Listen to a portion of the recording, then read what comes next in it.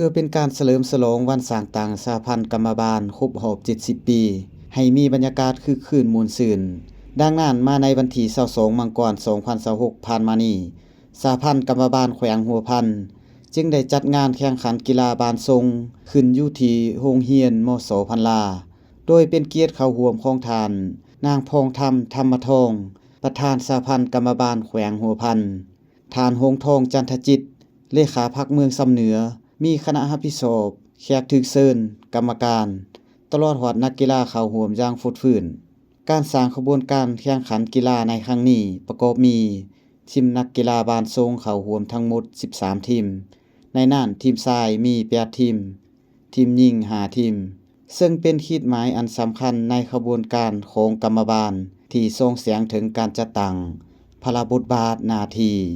แผนงานโครงการขององค์การจัดตั้งกรรมบาลและเป็นการผูกแน่นความสามัคคีของชนชั้นกรรมกรลาวบรรดาเผ่าทั้งเป็นการเต่าโฮมความสามัคคีของสมาชิกกรรมบาลกรรมกรและผู้ออกแรงงานลาวบรรดาเผ่าให้แน่นแฟ้นยิ่งขึ้น